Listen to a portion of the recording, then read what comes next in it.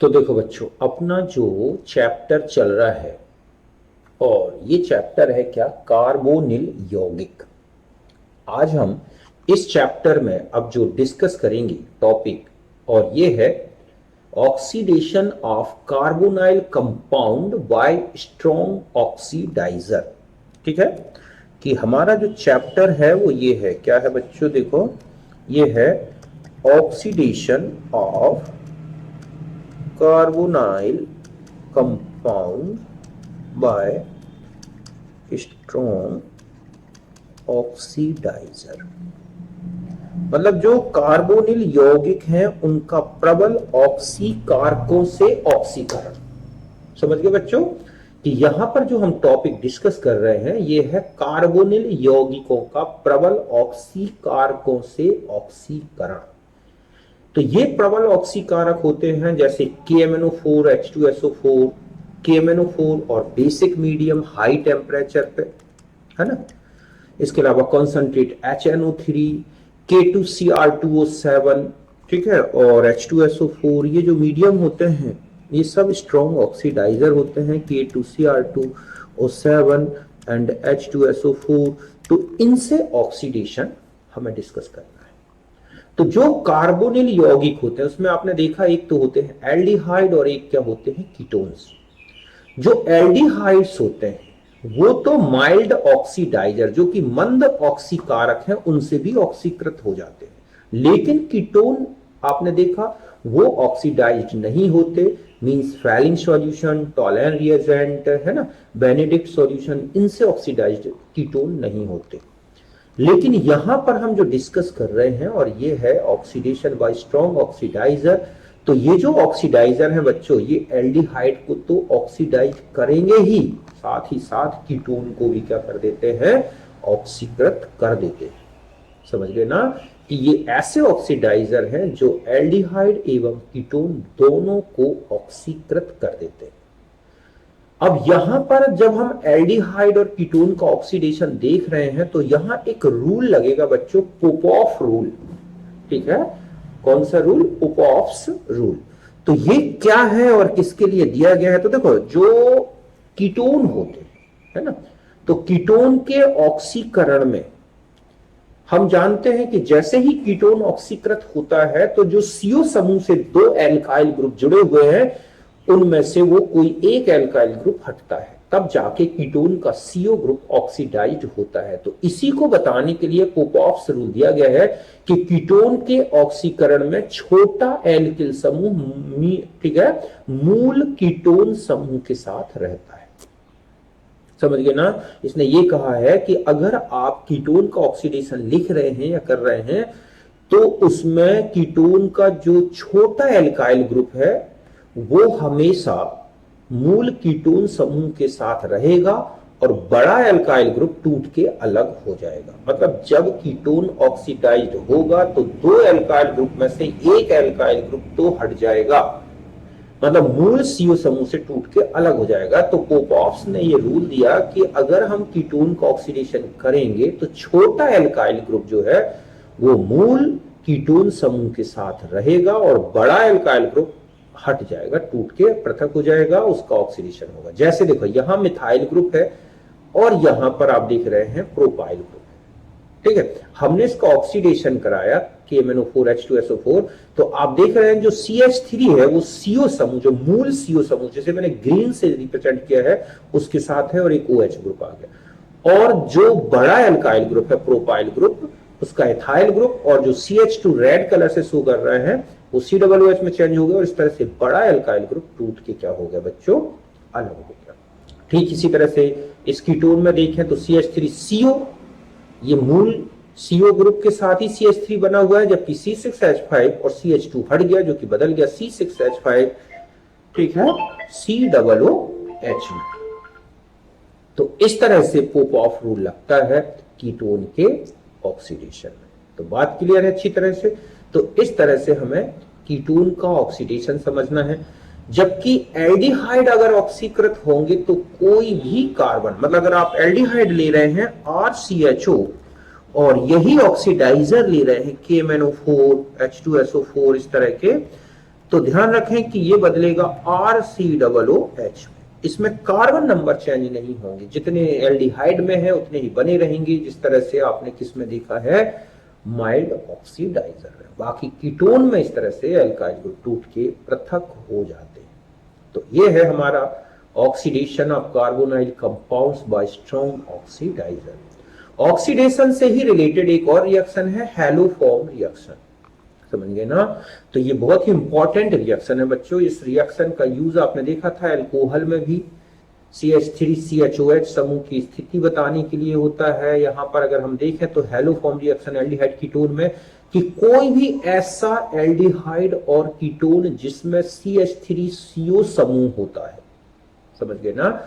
अगर इस aldehyde ketone को हम NaOBr या NaOI या फिर NaOH या कैल्शियम हाइड्रोक्साइड और क्लोरीन, इनके साथ अगर हम क्रिया करा दें तो हैलोफॉर्म बनता है। आइडोफॉर्म अगर बनता है तो पीले रंग का होता है, जो आसानी से पहचाना जा सकता है।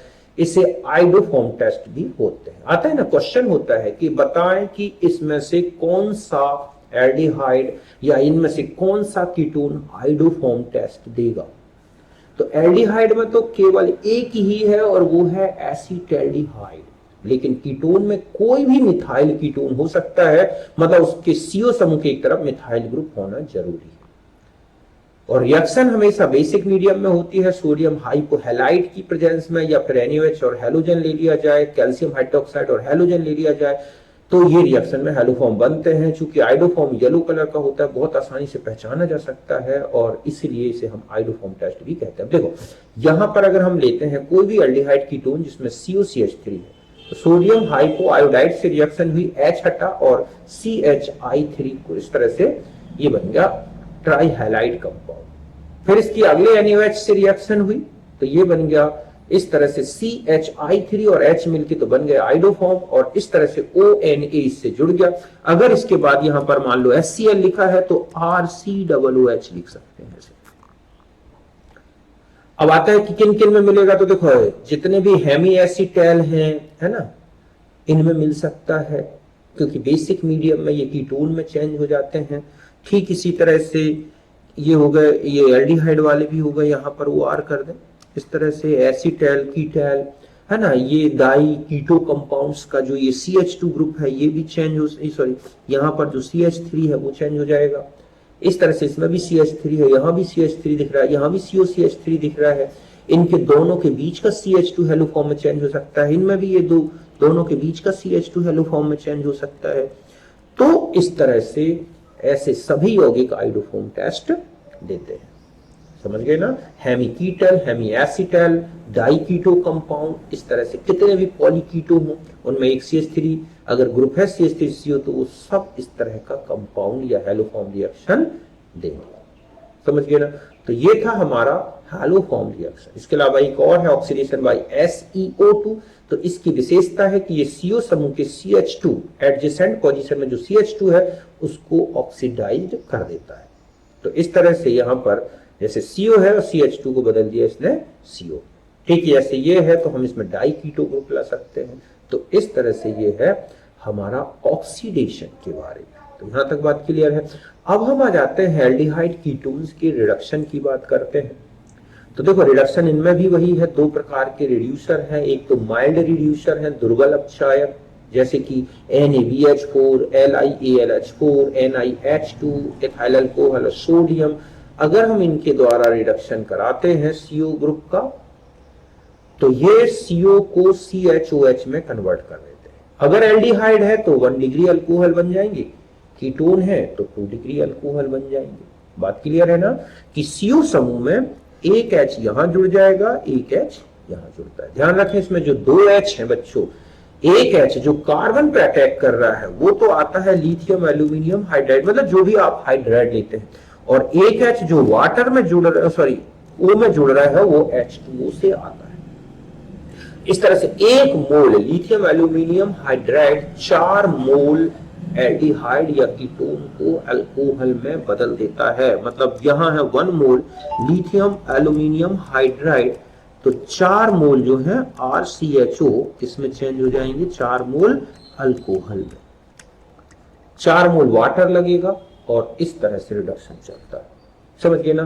तो एल्डिहाइड जो है 1 डिग्री अल्कोहल चेंज होते हैं और कीटोन 2 डिग्री अल्कोहल में। ध्यान रखें NaBH4 lithium aluminium hydride C double bond C को अपचयित नहीं करता, जबकि NiH2 तो लिया जाए, जबकि NiH2 को भी अपचयन कर देता है, जबकि NiH2 ठीक है यहां पर अपचयित कर देता है, NiH2 C double bond C को अपचयित कर देता है। जैसे ये है क्लोरीन, तो लिथियम एल्यूमिनियम हाइड्राइड से रिडक्शन करें तो CHO का हो जाएगा CH2OH, NiH2 से करेंगे तो इस तरह से ये भी। तो यहां पर आप देख रहे हैं कि डबल बॉन्ड इफेक्टेड नहीं हुआ जब आपने लिथियम एल्यूमिनियम हाइड्राइड का यूज किया, लेकिन NiH2 का यूज किया तो ये रिड्यूस हो गया, क्योंकि लिथियम सोडियम जो LiAlH4 है इसमें H माइनस होता है, वो न्यूक्लियोफिलिक अटैक करता है जो कि केवल CO में हो सकता है। डबल बॉन्ड में है ये जो अटैक होगा वो इलेक्ट्रोफिलिक अटैक होगा, और H माइनस जो है इसमें NaBH4 में या लिथियम एल्यूमिनियम हाइड्राइड में जो है वो इस तरह से डबल बॉन्ड पर अटैक नहीं करेगा, केवल CHO के CO पर ही न्यूक्लियोफिलिक अटैक करेगा। H2 चूंकि एक पेरिसाइक्लिक रिएक्शन कराता है, इसलिए ये चाहे C डबल बॉन्ड O हो चाहे C डबल बॉन्ड C हो, इन सब में अटैक कर सकता है, ठीक है। फिर आता है रिडक्शन बाय स्ट्रॉन्ग रिड्यूसर। तो देखो बच्चों ZnHCl है ना, और NH2 रेड फास्फोरस HI, इन तरह के रिड्यूसर का यूज किया जाए तो CO समूह टोटली रिड्यूस हो जाता है और O हट के H2O और CO का हो जाता है क्या बच्चों CH2, और ये क्या बन जाता है एल्केन। क्या बन जाता है ये एल्केन, कि CO का किस में रिडक्शन हो गया CH2 और बन गया एल्केन। जैसे क्लीमेंसन रिडक्शन, तो क्लीमेंसन रिडक्शन में CHO CH3 में चेंज हो गया, जिंक अमलगम और HCl में, है ना। तो क्लीमेंसन रिडक्शन में एल्डिहाइड और कीटोन के CO को CH2 में कन्वर्ट किया जाता है और इसमें रिड्यूसर होता है जिंक, Hg और HCl। अगर किसी एल्डिहाइड या कीटोन में हाइड्रोक्सी ग्रुप है और डबल बॉन्ड है तो ध्यान रखें ये मेथड इसके लिए यूजफुल नहीं होगी, क्योंकि हाइड्रोक्सी ग्रुप Cl से क्या कर लेता है बच्चों सब्स्टिट्यूट हो जाता है, इसलिए हाइड्रोक्सी एल्डिहाइड कीटोन के अपचयन में इसको सुटेबल नहीं होता, ठीक है। वॉल्फ किश्नर में आ जाए, यहाँ रिड्यूसर होता है हाइड्रोजाइन और ये बेसिक मीडियम में होती है, और इथाइलिन ग्लाइकोल एक प्रकार का सॉल्वेंट है, विलायक होता है, तो ये भी वही काम करता है। यहाँ से ये हटा देगा, यहाँ दोनों H आ जाएंगे और ये N2 निकल जाएगा, तो इस तरह से ये CO ग्रुप को CH2। ये रिएक्शन हाइड्रोक्सी एल्डिहाइड कीटोन के रिड्यूसर में यूज की जा सकती है, OH इफेक्टेड नहीं होगा क्योंकि यहाँ कोई हैलोजन यूज नहीं हुआ है, OH समूह प्रतिस्थापित नहीं होता। यही रिडक्शन रेड फास्फोरस और HI के साथ भी हो जाएगा, ये भी बहुत अच्छा रिड्यूसर है, और इस तरह से ये यहां पर जो है पूरा का पूरा CH2 में कन्वर्ट कर देगा, समझ गए ना। तो इस तरह से वॉल्फ किश्नर और क्लीमेंसन रिडक्शन यूज होते हैं। फिर है पिनाकोल रिडक्शन या पिनाकोल पिनिकोलोन रीअरेंजमेंट। देखो पहले तो पिनाकोल रिडक्शन देख लो कि ये है कीटोन, ये केवल किस में मिलता है बच्चों कीटोन में, तो ये जो है 2 मोल, देखो इस तरह से समझो आप, ये है CH3 डबल बॉन्ड O, फिर डबल बॉन्ड C, CH3 मतलब मैं इसी को ऐसे लिख दूं, और 2 H जो है इस तरह से, तो एक H इसके साथ जुड़ गया, एक H इसके साथ जुड़ गया, और ये 2 कार्बन आपस में ही क्या हो जाते हैं बच्चों जुड़ जाते हैं इस तरह से, और ये जो कंपाउंड बनता है इसको बोलते हैं पिनाकोल। क्या बन गया ये पिनाकोल। अब हम आते हैं H2SO4 की प्रेजेंस में अगर पिनाकोल को ट्रीट कर दिया जाए तो ये एक रीअरेंजमेंट हो जाता है और इस तरह का एक कंपाउंड बनता है, इसको बोलते हैं क्या बच्चों पिनाकोलोन। क्या बोलते हैं पिनाकोलोन। अब जैसे यहाँ पर 2 फिनाइल ग्रुप 2 मिथाइल ग्रुप है और H2SO4 के साथ ट्रीट कर दिया जाए तो आप देख रहे हैं कि ये बन गया C6H5 2 और CH3COCH3 पिनाकोलोन। अब आता है कि ये कैसे हुआ है, इसकी मैकेनिज्म क्या है पिनाकोलोन और पिनाकोल रीअरेंजमेंट की, ठीक है। तो मैं यहीं पे बता देता हूं ये हुआ कैसे है, एक बार यहां पर आता रहता है ये क्वेश्चन। तो देखो CH3 मान लो मैं यहां पर इसको लेके कराता हूं, ठीक है, ये है C6H5OH और यहां है OH, ये है CH3 और ये क्या है बच्चों CH3, ठीक है। अब क्या होगा कि H प्लस आया, एसिड की प्रेजेंस में। तो C6H5 और यहां बन गया OH2 प्लस, यहां रहा OH, ये है CH3 और ये है CH3। अब यहां से ये निकल जाएगा तो बनेगा C6H5 और यहां क्या बन गया पॉजिटिव चार्ज, फिर यहां पर CH3, यहां मैं OH कर दूं और यहां क्या है CH3।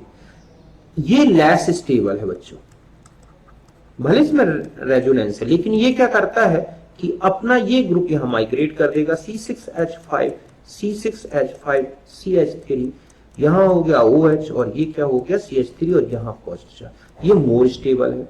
अब बताओ कि क्यों है, क्योंकि इसका लोन पेयर यहां आ सकता है और उसको स्टेबल बना देगा, जबकि यहां पर केवल पॉजिटिव चार्ज रिंग में डिस्ट्रीब्यूट हो सकता है, इसमें सीधा सीधा पॉजिटिव चार्ज ऑक्सीजन के लोन पेयर के कारण क्या हो जाएगा, हट जाता है और बाद में ये चेंज हो जाएगा C6H5 CH3 C double bond OCH3। तो ये है पिनाकोल-पिनिकोलोन रीअरेंजमेंट। तो इस तरह से ध्यान रखना है कि जो कार्बोकैटाइन, ठीक है, OH ग्रुप के कारण ज्यादा स्टेबल होगा, वहां का एल्काइल ग्रुप या फिनाइल ग्रुप माइग्रेट होगा। तो ये रिएक्शन चलती है। इसके अलावा और कुछ इंपॉर्टेंट बता दूं, जैसे CO ग्रुप यहां है, अमाइड ये वाला जो ग्रुप देख रहे हैं आप CO ये वाला, ये अमाइड ग्रुप है, जबकि ये कीटो है ना। तो अगर हम लिथियम एल्यूमिनियम हाइड्राइड से रिड्यूस करेंगे तो अमाइड ग्रुप CO से CH2 में चेंज हो जाता है। NaBH4 से रिड्यूस करें तो केवल CO ग्रुप कीटो का रिड्यूस होगा, अमाइड ग्रुप रिड्यूस नहीं होगा। लिथियम एल्यूमिनियम हाइड्राइड से रिड्यूस करें तो CO ग्रुप रिड्यूस होगा, डबल बॉन्ड पे कोई इफेक्ट नहीं पड़ेगा। NiH2 से रिड्यूस करेंगे तो डबल बॉन्ड भी रिड्यूस होगा और O का CO का OH हो जाएगा। अगर वोल्फ-किस्टनर रिडक्शन करेंगे तो डबल बॉन्ड बस रिड्यूस नहीं होगा, बाकी CO रिड्यूस हो जाएगा, है ना। क्लेमेंसन रिडक्शन यूज करेंगे तो भी ये इफेक्ट पड़ेगा और HI से तो ये। तो इस तरह से ये जो है हमारे कुल मिला के रिडक्शन से रिलेटेड मैटर है, जो कि आपके सिलेबस से रिलेटेड है, उन्हीं को मैंने डिस्कस किया है। और भी दुनिया भर के रिडक्शन है एल्डिहाइड कीटोन्स के, हमें उनकी जरूरत नहीं पड़ेगी, तो ये ध्यान रखना है। यहां तक बात क्लियर है आपके पास, है ना। फिर आते हैं क्षारों से क्रिया और इसको बोलते हैं एल्डोल संघनन। देखो एल्डोल मतलब अल्फा हाइड्रोजन युक्त एल्डिहाइड या कीटोन के दो अणु तनु क्षार की उपस्थिति में संघनित होकर अल्फा बीटा असंतृप्त यौगिक बनाते हैं, इसे एल्डोल संघनन कहते हैं। मतलब ऐसे कोई भी एल्डिहाइड या कीटोन जिनमें अल्फा हाइड्रोजन हो, ध्यान रखें न्यूनतम 2 हाइड्रोजन की आवश्यकता होगी।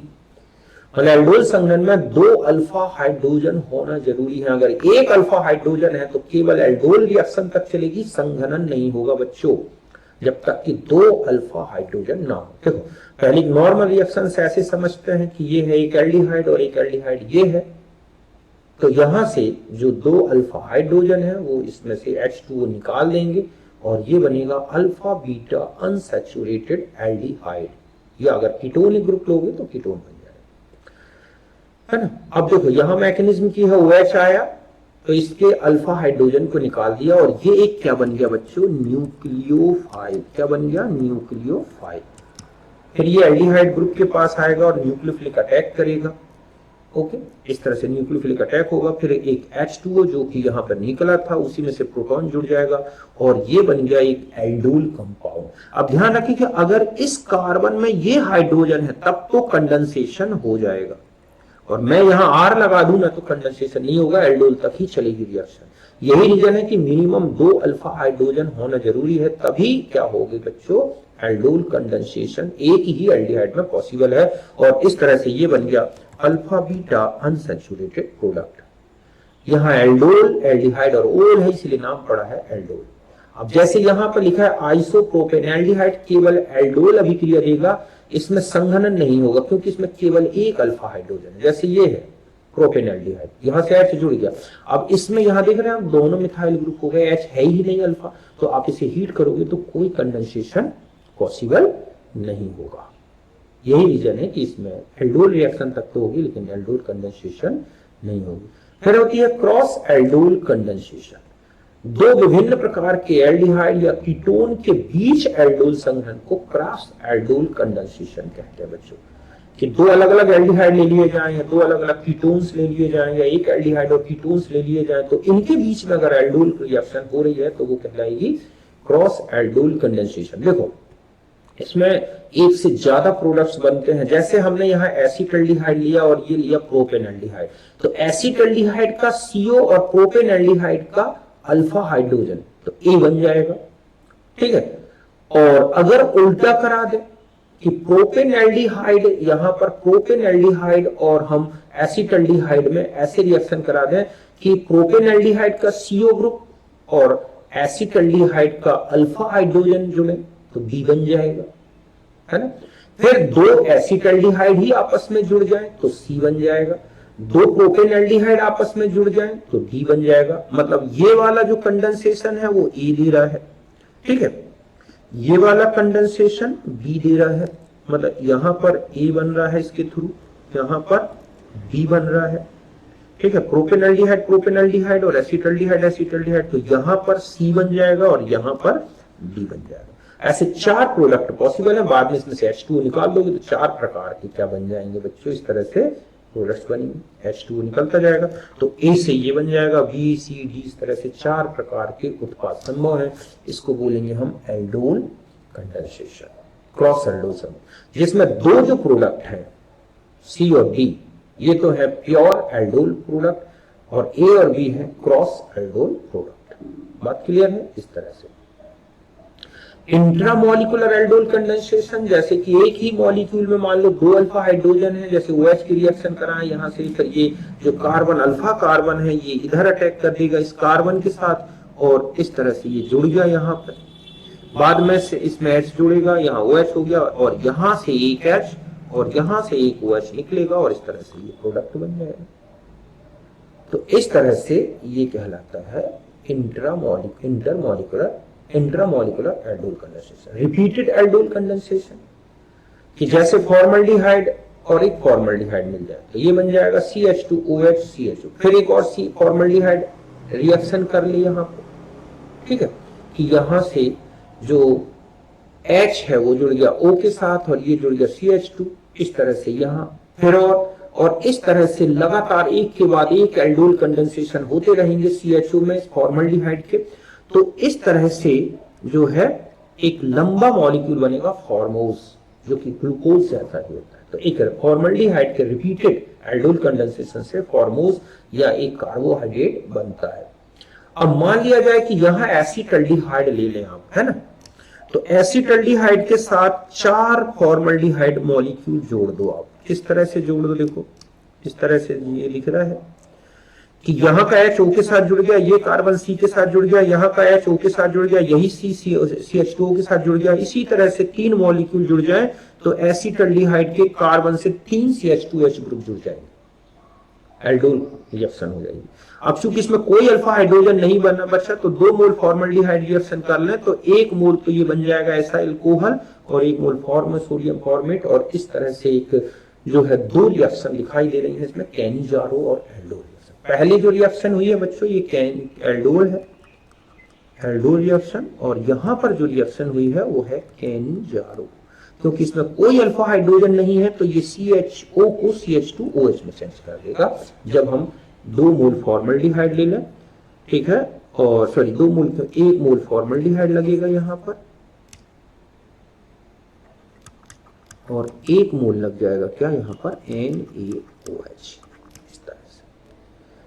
फिर आते हैं कैनिजारो रिएक्शन। ऐसा कोई भी एल्डिहाइड जिनमें अल्फा हाइड्रोजन नहीं होते जैसे कि फॉर्मल्डिहाइड, बेंजल्डिहाइड, ट्राइमेथाइल एसिटाल्डिहाइड आदि सांद्र क्षार 50% NaOH की क्रिया करके एक मोल कार्बोक्सिलेट तथा एक मोल अल्कोहल बनाते हैं, ठीक है। जैसे यहाँ पर रिएक्शन देख रहे हैं, दो मोल फॉर्मल्डिहाइड ले लिया जाए तो एक H यहाँ चला गया, एक NaOH से OH का H आ गया, तो इस तरह से एक मॉलिक्यूल यहां से लिख रहे हैं मिथाइल अल्कोहल में बदल गया, मतलब रिडक्शन हो गया, और एक मॉलिक्यूल से H निकल गया और ON जुड़ गया तो इसका ऑक्सीडेशन हो गया। इस तरह से एक ही कंपाउंड का ऑक्सीडेशन रिडक्शन हो रहा है, तो ये एक डिस्प्रपोर्शनेशन रिएक्शन क्या है बच्चों, ये एक असमानुपाती,